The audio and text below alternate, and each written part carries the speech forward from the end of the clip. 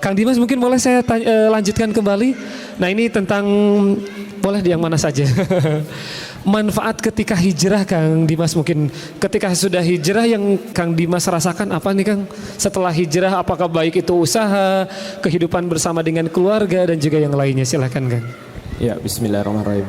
Ya, kalau bicara hijrah memang alhamdulillah beberapa tahun ini hijrah itu sudah menjadi tren.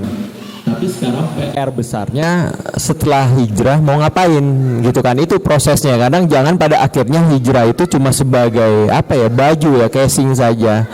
Nah kalau yang kita jalanin dari teman-teman sekarang memang prinsipnya adalah satu kan yang saya bilang tadi, dekat sama guru-guru kita, memperbanyak tarbiyah segala macam. Ya alhamdulillah kita berkumpul dengan orang-orang yang baik, kan di dalamnya juga didekatkan juga sama orang-orang yang baik yang bermacam-macam profesi.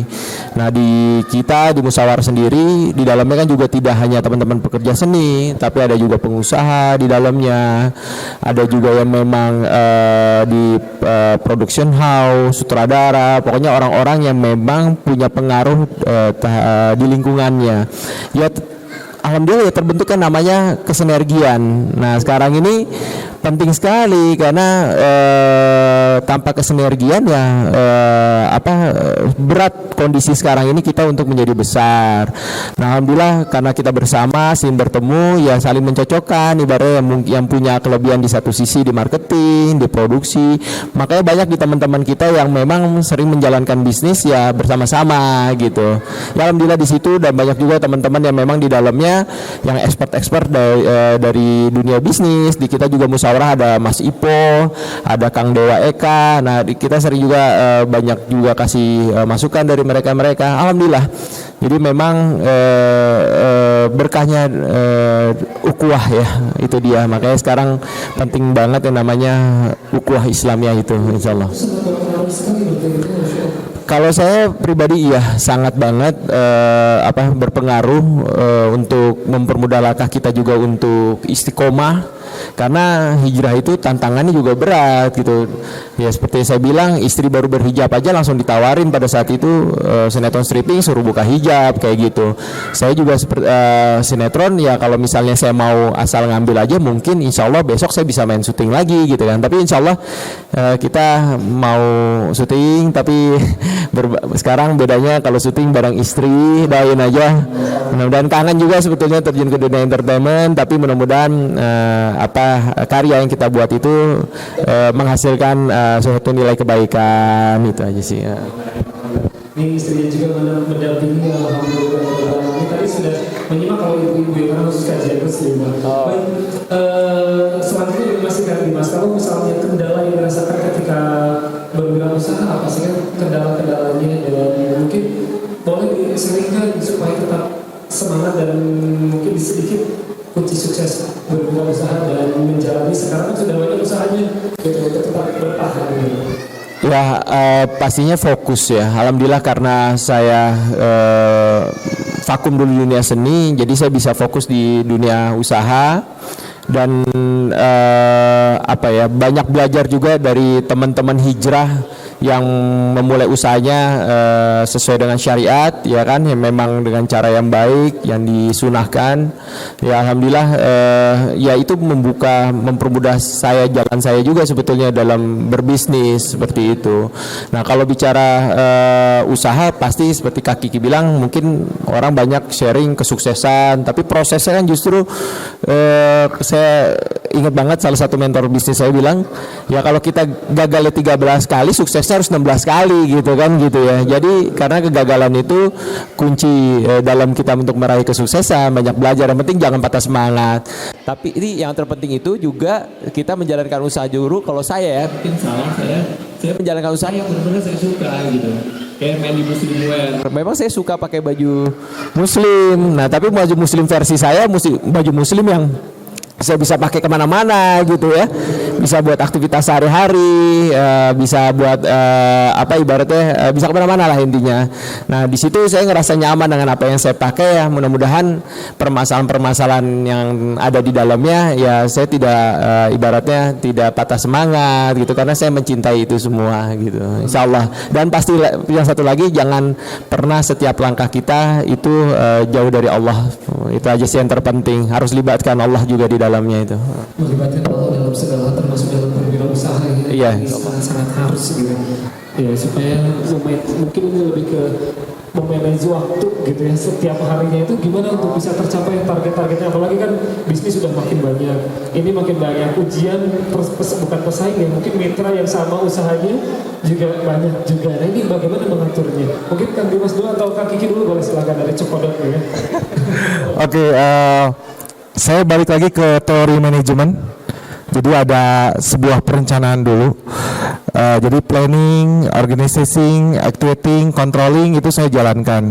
Jadi ketika kita menjalankan sesuatu, kalau tanpa terencana itu akan akhirnya tidak bagus. Jadi saya selalu ada perencanaan. Ketika saya memimpin sebuah perusahaan sekarang juga tetap dengan strategi dan target yang memang sudah ditetapkan di awal, kita jalankan perencanaannya seperti apa ya, lalu pengorganisasian dari mulai garis manajemen yang pasti itu seperti apa, aktualnya di lapangan seperti apa, baru ada controlling sebagai evaluasi. Nah saya terapkan juga di dalam pengendalian diri saya sendiri. Saya targetnya tahun 2020 ini sebagai pribadi yang lebih baik lagi seperti apa, itu saya langsung bertanya kepada diri sendiri.